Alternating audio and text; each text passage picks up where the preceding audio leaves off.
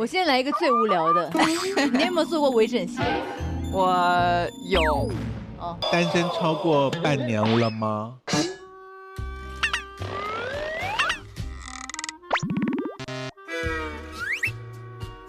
请问一下那边到底有什么东西啊？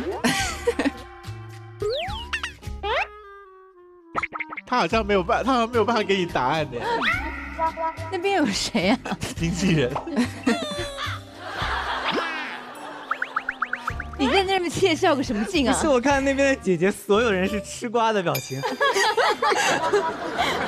你刚刚的说法是说手边有几个可能的人选，是这个意思？不是，就是追你的人很多，也没有很多，就也会有吧。如果是说《欢乐颂》里其他4个人当中有一个，你会立刻去跟他求证是不是真的？会啊，我会问他，我会截屏给他是真的吗之类的。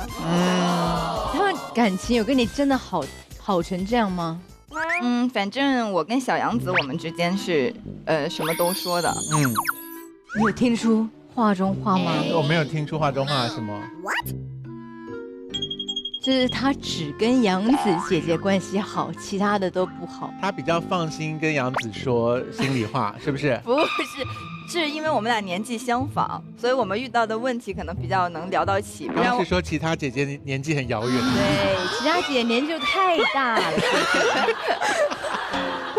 3位媒体界都知道有一个传言是关于他住在好几亿的豪宅里面。3亿豪宅，连3亿都那么明确吗？对，网上的数据，我都好希望是真的。我之前有看到那个网上说可以停直升飞机，然后停200多辆车，我都在祈求千万是真的，不要让我醒来。我就觉得好希望是真的，但就不是。所以那个照片出来的时候，你有开心了一阵子，觉得这个说法还不错，还是说你一开始就想要澄清啊？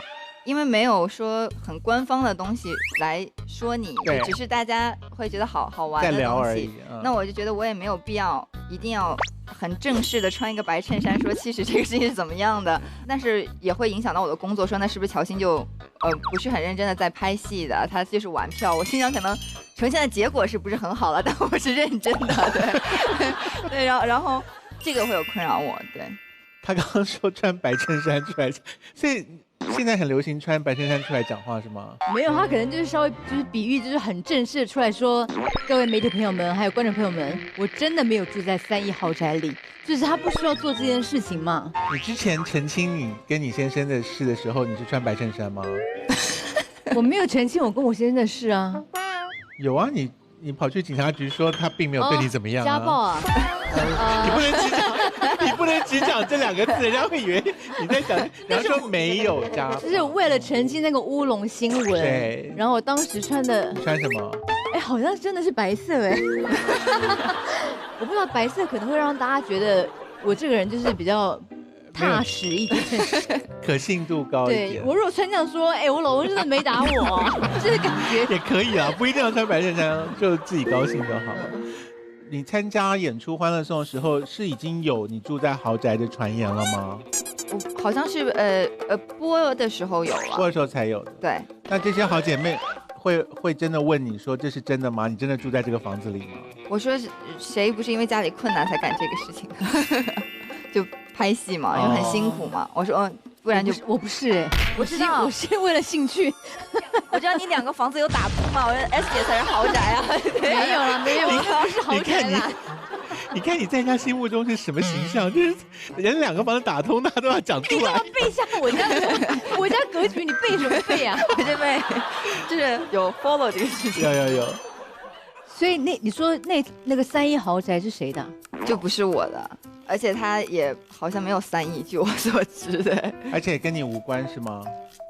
对，他这个房子就真的是广告的一个样板间。对，是因为当时在家里拍不方便，然后他们有样板间在那边。对，这样答案有明确了吗？就所以富2代所谓的这个也是子虚乌有的嘛？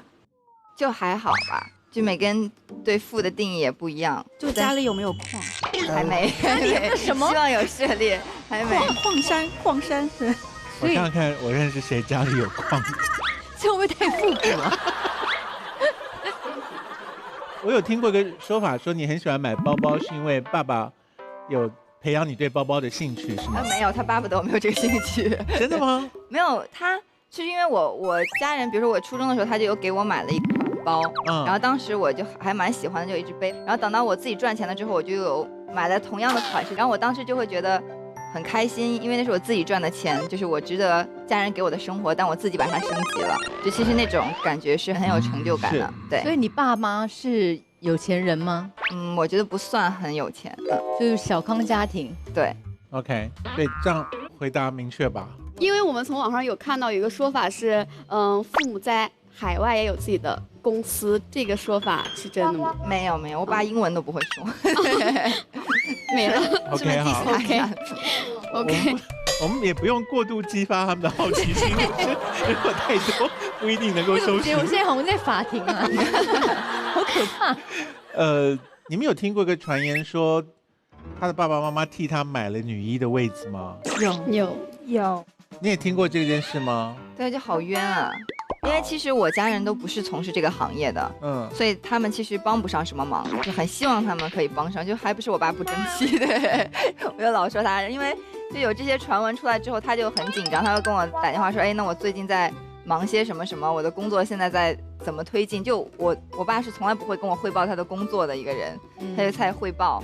然后我就说，那基于这样的报道，那你可要多加油啊！对，我爸就说，那我会努力。所以你走红以后，他也没有从你这边要求金钱的帮忙啊什么的？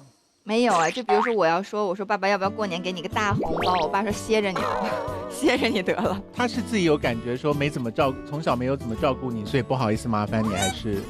没有我爸也给我，他不觉得他没有照顾我，我爸觉得我对你很好了。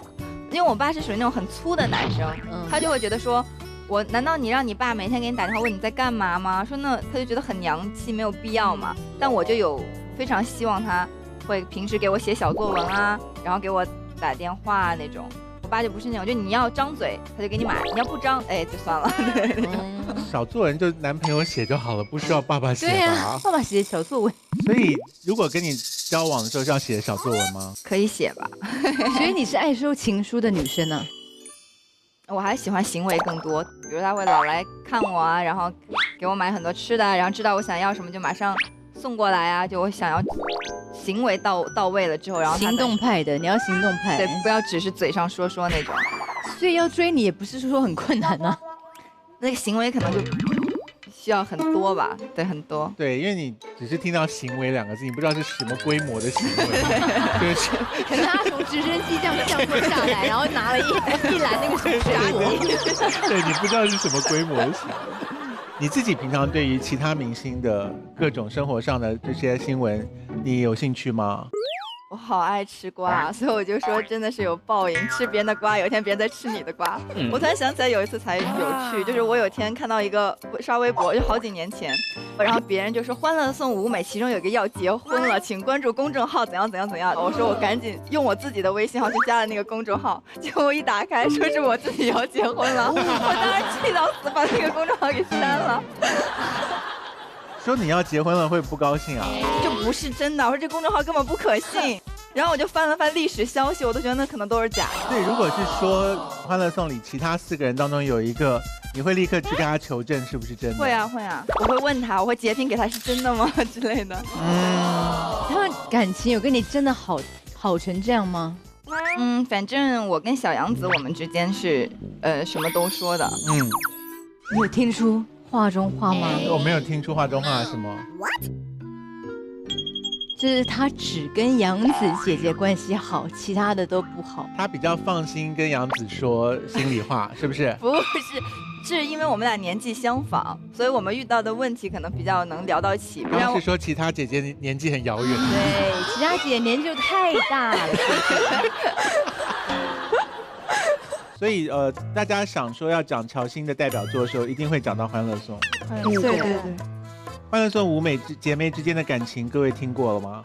有听过一些风言风语，我们有在吃瓜。你们有在讨论说谁跟谁其实好，谁跟谁其实不好吗？我们能够一眼看出，就乔欣跟杨紫是关系真的很好。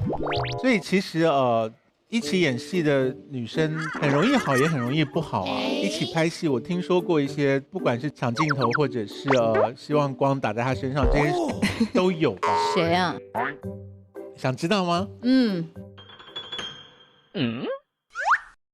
你呀、康熙不是有人把所有的光都打在你一个人的脸上吗？我也有分一点给你，好你有不好？飞那个，对对对。没有，我就问说，其实如果你拍完一个戏，跟其他女演员都变成了朋友，算是一个颇难得的事情。说实话不太可能就是至少我在拍《欢乐颂》之前是很紧张的，因为我觉得女生多的地方是是非多，反正我是害怕的。然后当时我觉得姐姐们又都很红，就只有我是个新人。但是后来我抱着这种心情去拍了之后，我会觉得其实就是大家都很好。进了一个剧组，以你是一个新人的立场，是需要先去主动向每一位前辈都要问好。我倒不会刻意的去，但我可能会在拍戏过程中一定会好好的问好。进剧组不用请大家喝咖啡什么的吗？会在现场会请所有的工作人员，但是在现场如果说这个戏有很多比我就是年纪大呀，或者是地位更高的人，其实我不会选择我第一个去请东西。了解。你觉得应该是姐姐们，不要抢了姐姐们的功劳，是不是？可是你敢在5个女生当中就单独约杨紫说，我们等下拍完去喝一杯吧，然后不约其他人吗？那就不要当着姐姐们的面了。突然想到有一次好好笑，就是有一天欣姐就说你要不要来我房间吃那个蒸鱼和那个约了蒸虾？你吗？对，因为那天正好我们俩最后一场戏是我们俩一起的。我说好，我就去了。去了之后我们2个就有在一起喝酒，然后我就有点多嘛，然后我就很开心。我说原来姐姐不是只叫我来吃虾的，是想跟我喝鱼。我说那我一定要 hold 住啊，就表现的我很棒。然后那个晚上有让你们的关系变得更亲密吗？有啊，然后我们就会说就很开心啊，姐姐们认识，然后我们就彼此就在祝福。然后欣姐还有给我送瘦脸的喷雾，因为我不脸很肉嘛，很胖。然后涛姐也过来跟我们一起喝酒。那个时候我就觉得我有点要失控了，然后我就觉得我要走了，因为我就感觉涛姐表情不是很对，我想是不是姐姐们要聊天，我在这边好碍事。我说那我就先走吧，我说不要那个我喝大会失态嘛。我就回到房间，就整个人都已经趴在地板上那种。然后到了第2天，我见到涛姐就有点没有理我。然后我当时觉得是我想多了，后来我发现她隔着我给杨紫送了个礼物。我就想，我说完蛋了，我说我肯定昨天表现得很失态，我说不然姐姐为什么不送我 OK 啊？那你当着我的面只送了杨紫，那我就觉得好受伤。我就回家回去琢磨了好久，一直都在想这个事情，但是我又有点多了。后来我在想蒋欣姐怎么回事，说好送我的瘦脸喷雾，我喝完了回去也没有给我，我忘拿了也没有再给我，我说什么情况？后来隔了几天，我就在收拾酒店房间，我突然跟我助理说，我说来，我说我们去调监控，我说有人进了我的房间，我说我的房间多了一个包。后来其实是在那天晚上，涛姐已经把那个包就送我的小礼物已经给了我，但我忘记了，因为喝醉了。对，然后包里面还放着那个喷雾，就瘦脸喷雾。所以你误会他了。然后我就赶紧跟涛姐说，我说谢谢你送我的包啊什么的。然后我就说我还以为你只送了杨紫没有送我。然后涛姐就很聪明，她就超级善良，就马上反应过来说啊，那你当时岂不是很尴尬？你觉得我对你有意见？我说对，我回家琢磨了好1个多星期。所以其实你个性是还蛮怂的嘛。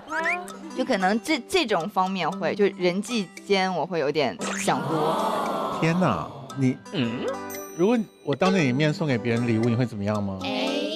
我就会说你怎么会送他？你跟他有很熟吗？就没有很熟才要送，我跟你那么熟，我就懒得送你礼物了。因为我姐送了我礼物，然后我就说 I'm the only one， 他就这样，然后过一会他就拿另外一个礼物说，哎呀，这是你的耳环，我觉得上面写了你的名字，然后我就说你也送他？他说对啊，然后他跟小轩竟然还一人1只耳环，我就以为我是 only one 啊，然后我就当场就觉得很伤心。所以你开始参与到演艺工作的时候，会觉得这些事情很麻烦吗？其实我自己生活中也是有一点敏感的人，所以其实我觉得还好，但只是说我可能刚出道，我就不太会跟大家走很近，就我是那种收了工就回房间，就可能几部戏下来我也没有遇到一个好朋友，所以其实是《欢乐颂》就跟那个杨紫有真的变成朋友，所以你现在演艺圈唯一的好朋友就是杨紫，女生最好的就是她。天哪，你这样讲的时候，如果杨紫在别的节目被问说她在演艺圈最好的女朋友是谁，是我，她每次都这样说，我有 check 她每一个访谈，我真的，你还真的 check 哦，真的，我看到底说是谁，我看到底说是谁。好可怕啊！所以万一有别的女生想跟他好好做朋友，然后也果然就变成他的好朋友怎么办？可以当第二、第三、第四，但我要是唯一。他跟我的心态是一样的。你们真的很麻烦哎。不是因为她是我姐啊，她怎么可能不把我当唯一？没有，有一次就是人家的小孩没有让你当干妈，你也啰里吧嗦呢。没有，我没有想当别人的干妈。谁啊？我不要再讲，又会给他惹麻烦了。我都知道，你都知道？因为在康熙里发生的啊，你也知道，我也知道。然后那谁啊？谁啊？范范吗？是。范范要叫我做他小孩的干妈，然后我没做，是不是？就是他根本没问你就找别人做干妈。对，我越想我越气。你不是说没关系吗？你不想当人家的干妈吗？因为他一直口口声声说我们是最好的朋友，还会打电话来说 "D I love you the most"。你刚刚说你不想当人家的干妈，没有，可是因为我忘记这件事情了。你看他这个人就是双面人。有一次就是人家的小孩没有让你当干妈，你也啰里吧嗦呢。没有，我没有想当别人的干妈。你会忘记就很好啊，忘记算了。可是你现在提起来了，那不要录了。你们自己说，你们自己说会不会气？跟你讲说 "You are my best friend" 什么的，巴拉巴拉。然后小孩生了之后，我还说叫干妈叫干妈，他说那个某某某是他干妈。所以这件事情有影响到范范和您之间的关系吗？当然是没有。哎，拜托啊，我们已经认识20几年，区区一个干妈算什么啊？我觉得为了让你当干妈，他们可能得再生一个才行，就为了摆平这件事情。我不在乎啦，反正陈建州是我女儿的干爹就好。我不相信你了。所以到现在为止，你们5个人还是会你来我往嘛，聊个天什么的，约出来。会祝福，就比如大家都会在彼此底下留言，然后私下也会，比如谁有新剧上了，我们都会帮忙打 call， 但不会约出来吃饭，因为大家都好忙，好难凑到一起。但我跟杨紫就会多一些。好，我们看看他去拍到了什么。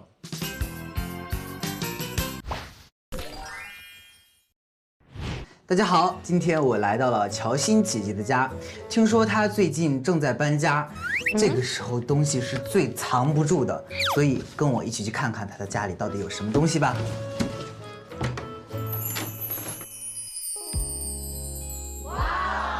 哇，这是一个酒店，但是也是看得出平时是在这里生活的一个状态。那我们从入口处开始搜吧，找柜子。哦，运动鞋，全是运动鞋，奇怪的运动鞋，牌匾的运动鞋，一样的运动鞋，为什么全是运动鞋呀？乔欣姐姐，你平时不穿高跟鞋吗？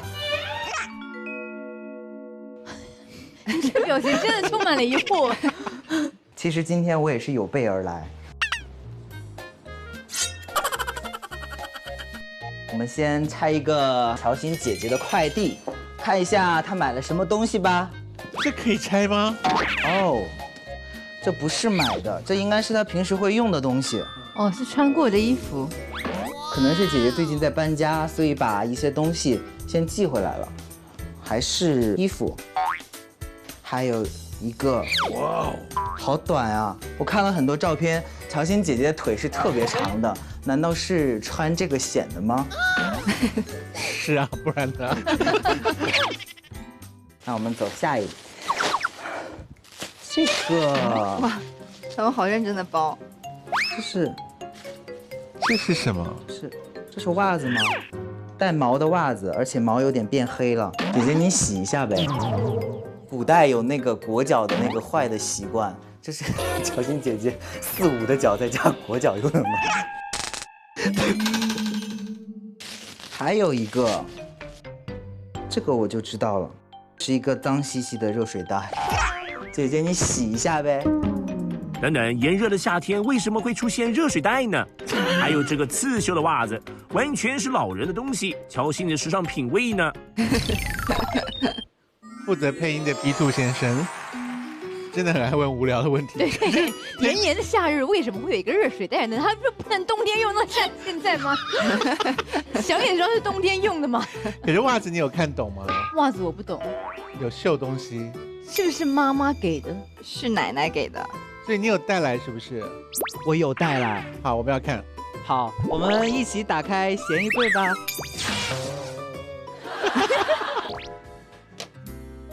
我可以拿吗？可以。是绣的花纹。对，这该不会是奶奶亲手绣的吧？没有，是之前拍第一个戏的时候奶奶买的，因为当时我拍第一个戏在小兴安岭，就超冷，东北很北边，然后奶奶就去探班的时候就给我带了一个这个袜子，然后我记得我第一次去拍戏，我不知道拍戏要带椅子，我就一直站在那里，然后我也不知道有酒店是没有拖鞋和洗发水的，我就去那个小镇上买，就一袋一袋的，然后就买用完了就那种有点头屑那种，对，这样我就有吓到我。所以是你第一次遇到比较困难的拍戏环境。对，就是别人只跟我说拍戏苦，但我不知道原来这么苦。它里面的金龟子，你觉得很梦幻，但它那个金龟子就超级多，就糊在我的那个窗户上，就有1层、2层、3层。然后我也不知道它是怎么密密麻麻，我也不知道怎么爬进来的。然后我的床上每天就有好多只，我就好怕。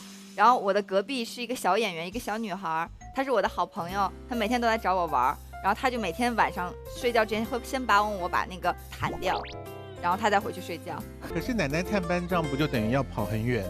哦，对，是因为我发烧了，因为那个地方太冷了，我就发烧了，实在是憋不住了。对，然后我就崩溃哭，就那种，那种，我奶奶就崩溃说没关系啊，我就当去玩了。那个小兴安岭我也没有去过，说我去看看呀什么的那种。他就带袜子给你。对，就有带了。奶奶一看你那个工作环境，有觉得怎么会别干了吧，就不要难为自己。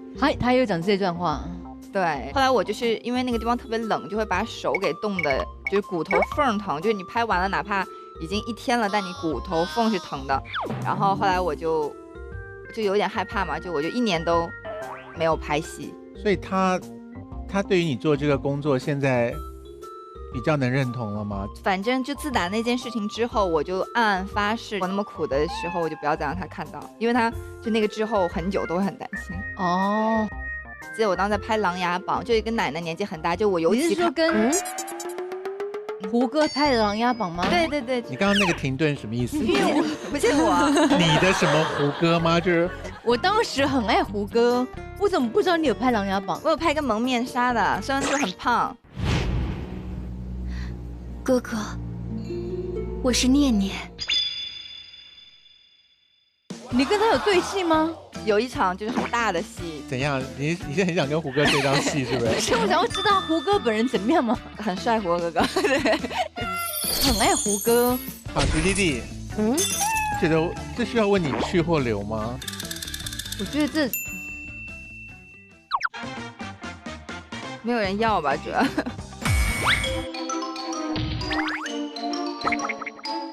留下来。留。对，因为是很棒的回忆。奶奶的回忆。好，刚才我们看到在家里头拍的东西，然后没有高跟鞋。对，因为我就很高了。今天穿的很高的高跟鞋。你今天是为了上节目才穿的吗？对，因为我以为就是坐着的，坐在这里就这样显得好看一点，像个女的。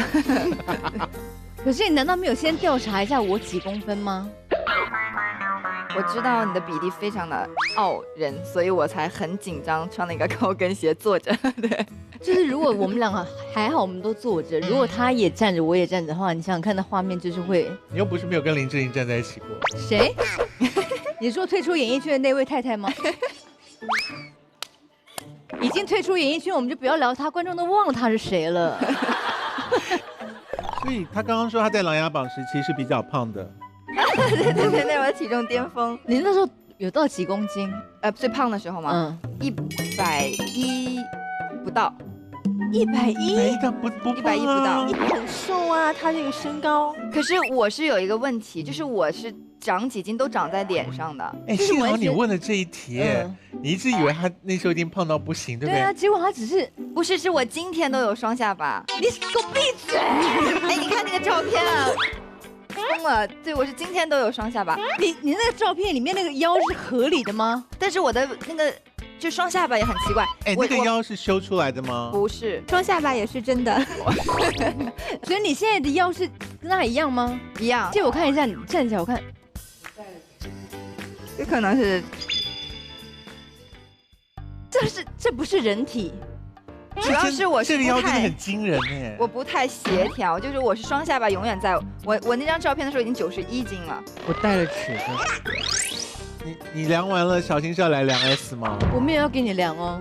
你们可以互相量，我也可以不动你们。我没有要量。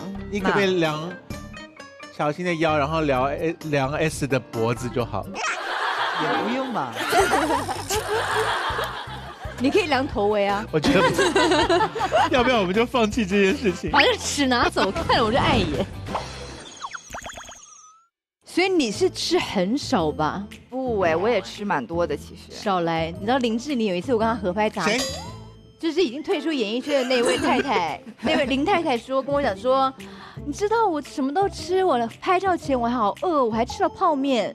我说真的假的啊？然后我就想说算了，那我也来点那个炸鸡好了。结果她出来就是瘦到不行，我就怀疑她是不是吃了之后然后又催吐。不管怎么样，别人吃泡面你就点炸鸡，这逻辑上有问题啊！因为我本来是不吃的，我看到他都吃了，我想说那我怕什么？你做不到就算了，你干嘛一定要跟他比？可是现在大家都是这种小腰，连我女儿都小腰。哎，我女儿才13岁，我跟她比个屁啊！我女儿现在还比我红哎，她上热搜第1名哎。怎么办？看到那个杂志。我如果要在2个礼拜之内拥有这个腰，我要怎么做？你就已经有了。我没有这个腰，就算有那个腰，你也没有那个高度啊。今天一码归一码，高度先有那个腰，高度我已经放弃了，但是腰我还有机会，所以要怎么做？我不知道哎，但反正我拍戏的时候，为了瘦脸，因为我身上也很瘦，但我脸还是很肉。然后我当时就是早上正常吃一些什么紫薯啊，或者小馄饨也有吃。然后到了中午，我就跟男演员一起吃健身餐，就他们有吃鸡胸，鸡胸，然后还有一点水煮菜。然后晚上就什么都不吃，然后下午可能会吃点坚果。6点以后什么都不吃吗？什么都不吃，总可能4、5点以后就什么都不吃。4、5点以后就对，然后也滴酒不沾吗？滴酒不沾那个时候。但只也就两个月，那个戏拍完2个月我就破功了。那个戏拍完，滴酒不沾。你在为难哪件事？是4、5点后不吃，还是滴酒不沾？滴酒不沾，因为你要知道，我已经结婚，还有3个小孩，而且跟公婆住在一起。好，问粉丝代表好了啊，空空，乔欣现在是单身吗？单身。你怎么会有把握回答我这个问题？因为他的女朋友是我。对不起，我问错人了，sorry。好，那另外3位，就是你们的讯息，他是单身吗？就我们也想知道，我们也想知道，就这1年来有没有人就是对你嘘寒问暖，以及写小作文给过你？是不是近期单身了？你是最近才单身的吗？没有啊，就时常有人都对我很好，从小到大，所以一直以来都有男朋友。没有，不是男朋友的人也会对我很好啊。单身超过半年了吗？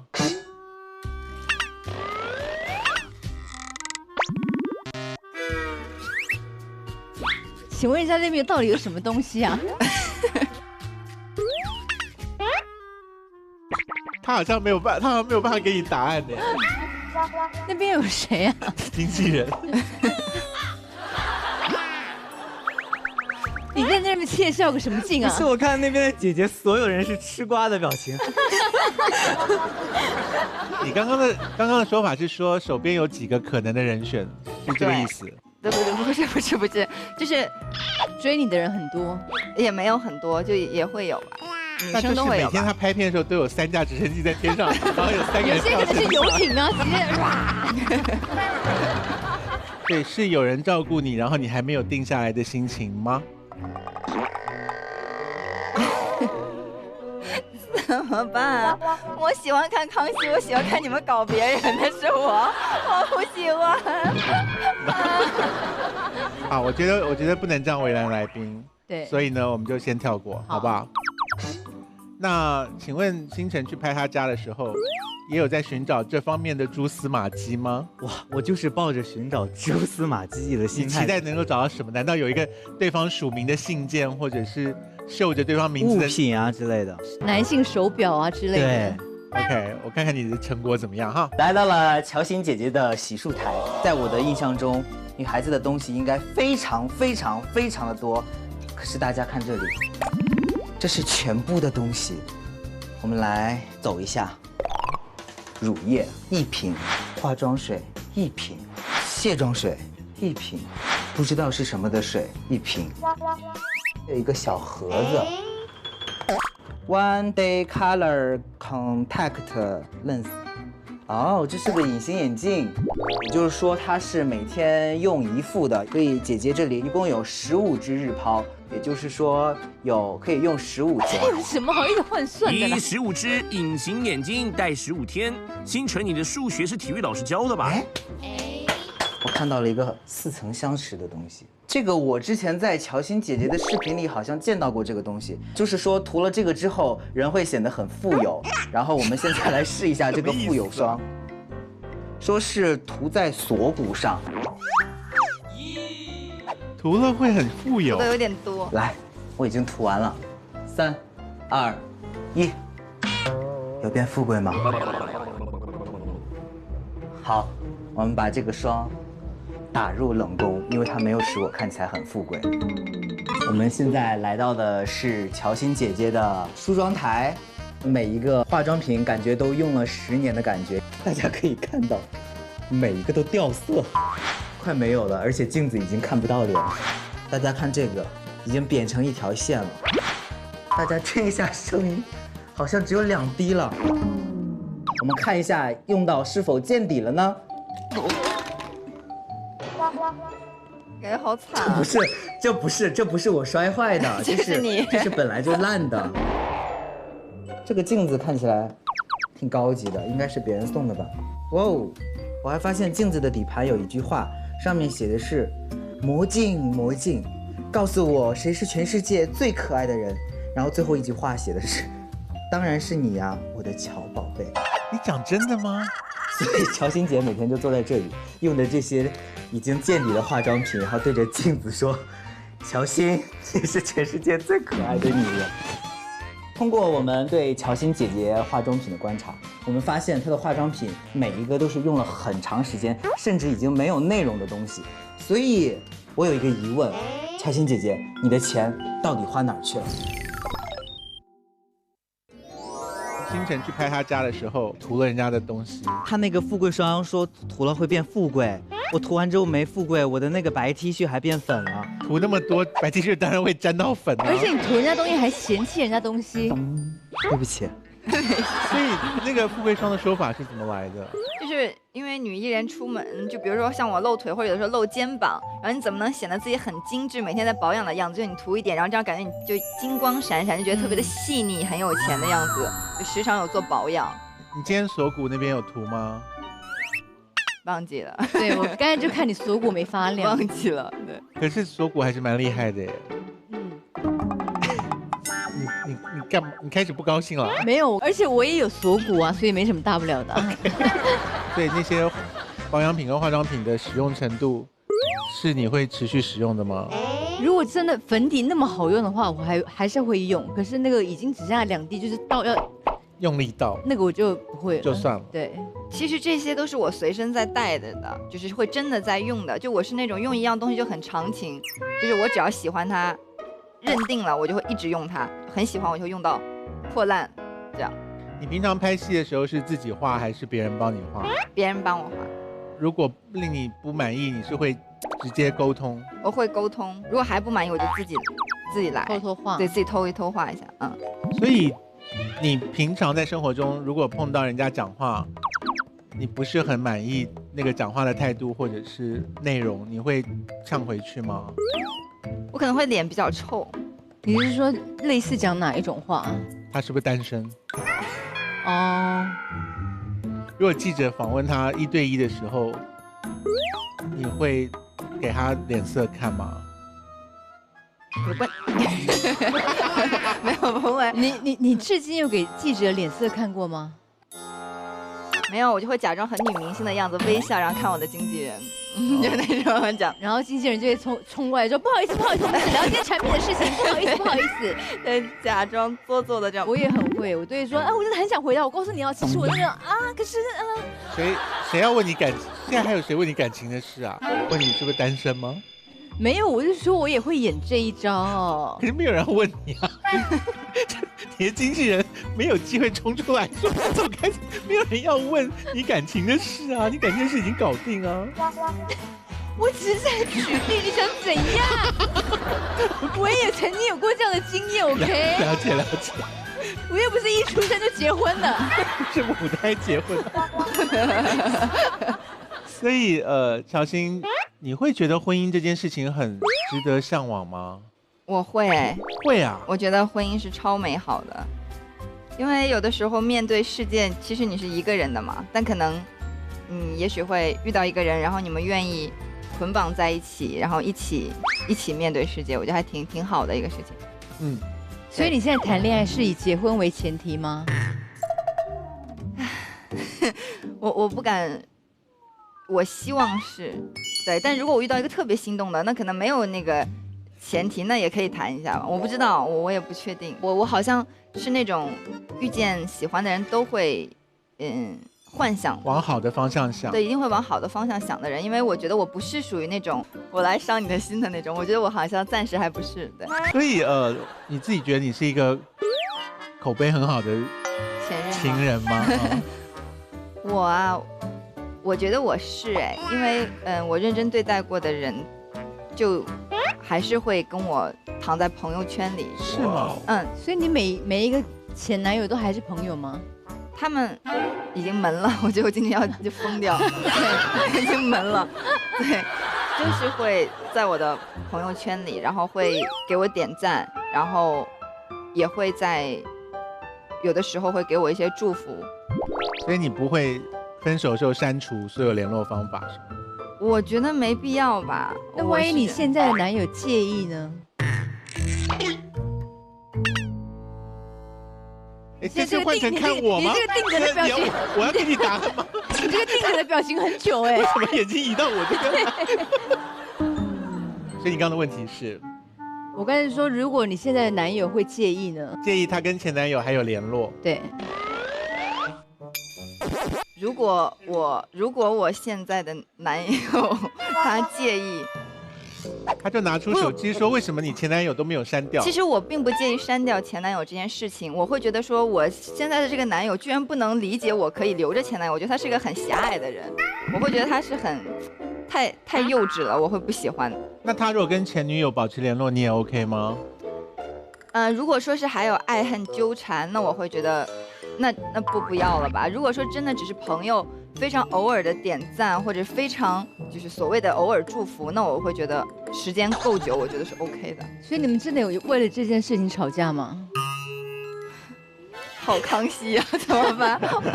他现在多了一站了，他现在会绕到我这里来，再去那边。没有。他体力已经耗尽了，你要让他休息一下才行。而且我在想，我怕你们，我们要去看独角兽了，没有关系。那个星辰有去拍到独角兽，来放出来。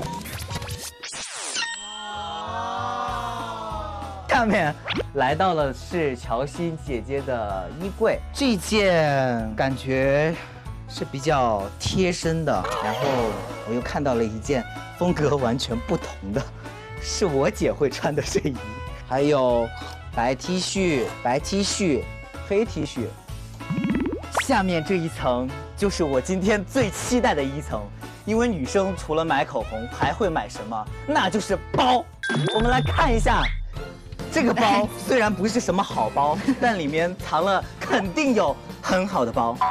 对不起啊，对不起啊，没见过吗？哇哦，打结在了一起。我帮他解开。哦不，是我没见过世面，这是一个包，这是一个。我们看下面的东西，这一股皮具的味道。哇，有破损。放眼望去，和这些空管盖掉的化妆品、基本款 T 恤相比，包包真的是当之无愧的 C 位呢。原来你的钱都花到这里去了呢。这个床头柜上放了1、2、3、4、5个我不太能理解的东西，所以我有点好奇，为什么乔欣姐姐这么喜欢独角兽呢？我听说喜欢独角兽的女孩子心中都有一段美好的幻想，所以你是很爱幻想的女孩子吗？嗯，这又多了2只脏兮兮的独角兽。那我们看看这个抽屉里有没有什么让我觉得跟乔欣姐姐形象非常符合的东西吧。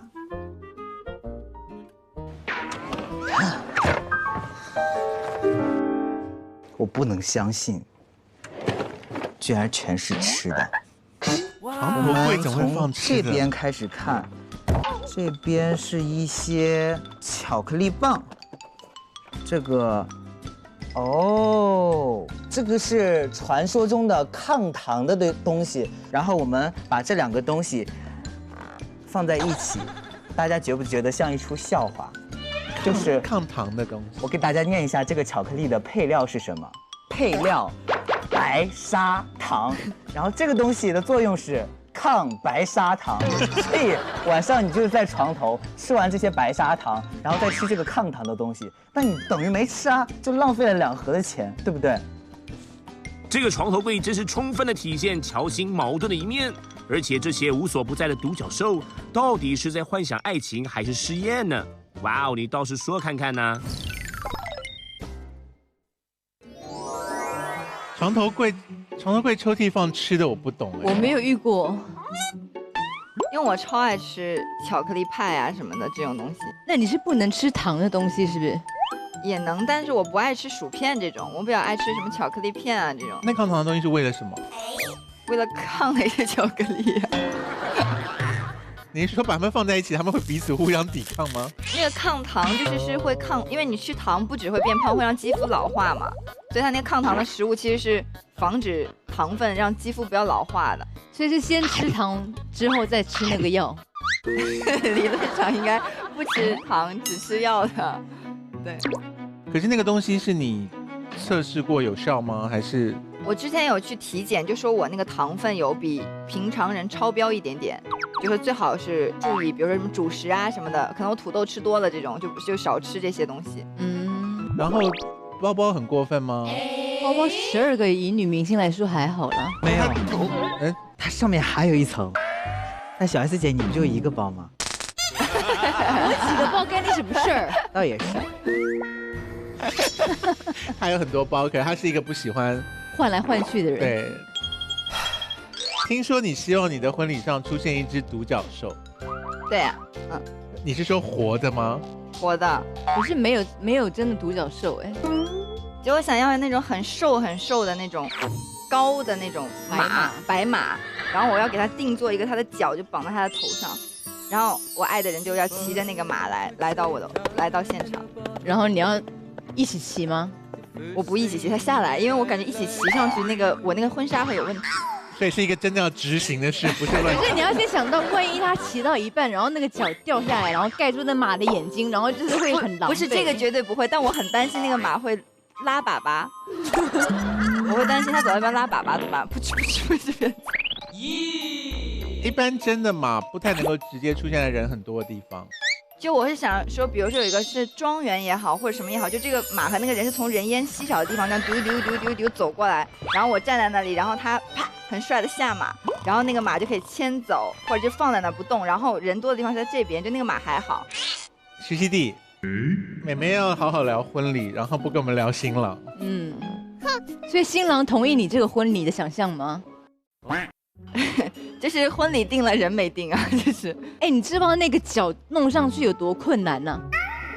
我希望的那个人就是说想要怎样都会帮我实行那种。这是我访问过最多的婚礼不聊新郎，然后你再聊有一只独角马的事情。请问你有把马带来吗？我有。好，让我们见一下吧。好，那让我们一起打开咸鱼柜吧。都是你自己买的吗？对，有一个那个大的是我录节目那个志廷哥哥送的。那 S 你要先告诉我你的决定，就是独角马，你觉得去还是留？听说你希望你的婚礼上出现一只独角兽。对啊，我爱的人就要骑着那个马来到现场。去。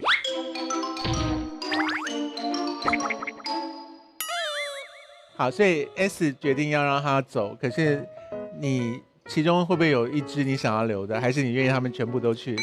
我想看一下好，请。我想看一下他那个有没有是我舍不得的。如果是男友送的，你就不要那个送出去。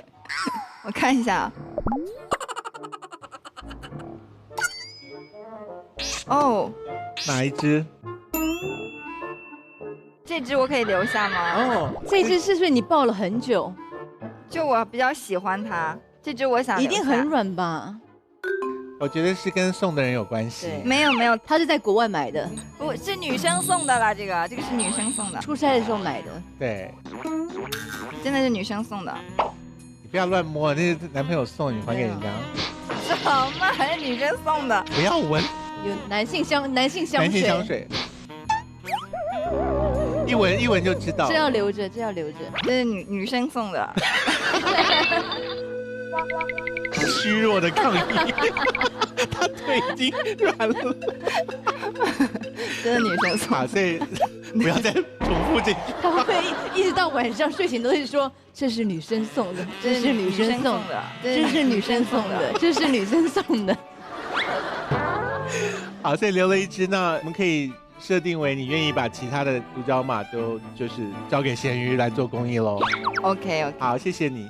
那我们就要把剩下独角马放到咸鱼车上喽。好，所以请问几位，从刚才他的说法判断的话，一姐觉得目前他是单身吗？不好说，但是我觉得他可能在感情里面会是比较在意对方的那一种。那丁小姐呢？因为他刚才讲到的都是他分手那个男友之后的一个状态，那我想知道，你如果被分手的话，你是一种什么状态呢？就会陷在里面吗？走不出来还是怎样？我没有被分手过，就没有被提分手过。都是你提的。所以你们交往中还有第三个人？就是都是你提的啦，就没有很多事情，也就是自然发生的。对，就是也不一定说怎么样吧，就爱情淡掉，也有可能之类的。所以感觉起来是第一个，他讲了他没有被分手过啊，然后第二个就是目前的状况，他望着远方。对，望着远方是幸福的望着远方，还是寂寞的望着远方？这个我们不知道，大家各自从眼神当中解读。所以你回去会偷骂我们两个主持人吧？不会，我很喜欢你们。那下一次还请得到你吗？会。下一次你就带男友一起来啊。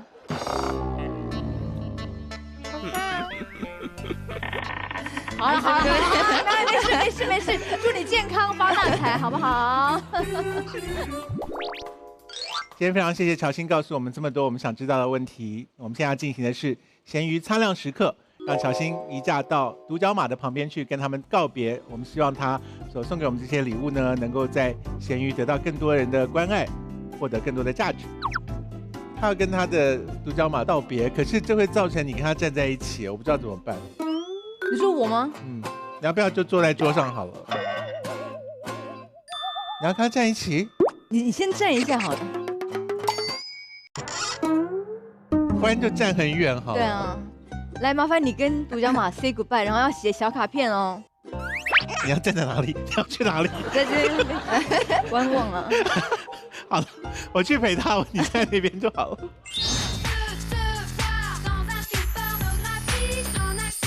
今天我们的嘉宾断舍离掉的物品会在闲鱼上进行公益售卖。另外，我们请乔欣从当中选出一个最有意义的物品，他会签上自己的名字，而且以赠送的形式回馈给我们的观众。好，上面写的是请到新主人的那里去继续发光哦。乔欣签了名，所以到时候大家在闲鱼上面可以看到这个很多乔欣给我们的美好的曾经陪伴他的回忆。然后希望他们到新主人那边继续发光。